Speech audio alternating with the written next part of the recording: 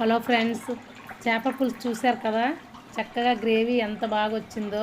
పులుసు అండి, చేపల పులుసు కొత్తిమీర వేసి ఇలా ఉండాలి అంటే ఎలా తయారు చేశానో ఒకసారి మీ అందరికీ కూడా నేను తెలియచేయాలనుకుంటున్నానండి.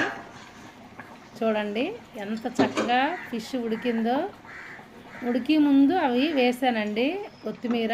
అయితే ఈ పులుసు అనేది ఎలా రెడీ అయ్యిందో మీకు ఒకసారి నేను ఎక్స్ప్లెయిన్ చేస్తానండి.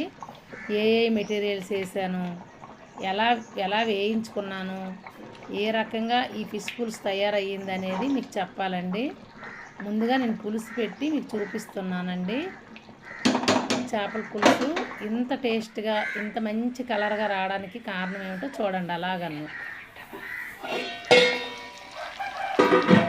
ఫస్ట్ పెనం వేసుకున్న తర్వాత పచ్చిమిర్చి పీసెస్ వేసానండి, తర్వాత కరివేపాకు వేసానండి, ఆనియన్ పీసెస్ వేసానండి, టమాటీ వేసానండి.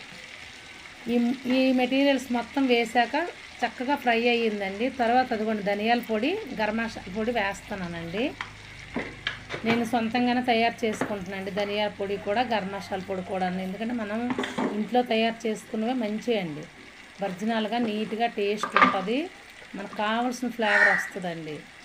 అందువల్ల ఇంట్లోనే నేను రెడీ చేసుకుంటున్నానండి ఇవి. తర్వాత కారం వేస్తున్నానండి.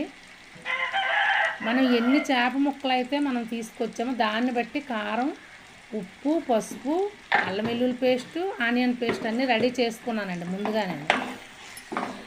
మనం ఎంతైతే మనం కూర రెడీ చేసుకున్నాం చేపల పులుసుకి, ఎన్ని ముక్కలు అయితే రెడీ చేసుకున్నాం అల్లం వెల్లుల్లి పేస్ట్ వేస్తున్నానండి.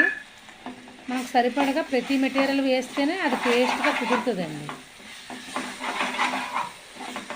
నేను ఇప్పుడు వీటికి కేజీ చేప ముక్కలు అండి, అవి కేజీ చేప ముక్కలకి ఇంత మెటీరియల్ వేస్తానండి. అవ్వండి ఆనియన్ పేస్ట్ అండి, అది ఆనియన్ పేస్ట్ అండి.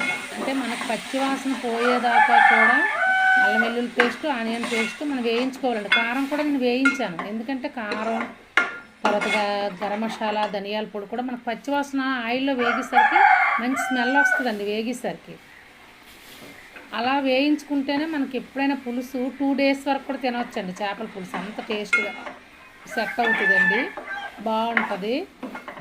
నేను చేసుకునే విధానం అయితే ఇలా ఉంటుందండి. మనం చింతపిక్క పిసికి ఉంచుకున్న పుల్ల ఇప్పుడు వేస్తామండి. ఇందులో వేసిన తర్వాత ఎన్ని ముక్కలు అయితే ఉన్నాయో అంత పులుసు మనం వేసుకొని అందులో ముక్కలు ములిగేటట్టు దించాలండి. అలా దించిన తర్వాత చేపల పులుసు రెడీ. ఓకే ఫ్రెండ్స్, నచ్చితే సబ్స్క్రైబ్ చేయండి, లైక్ చేయండి.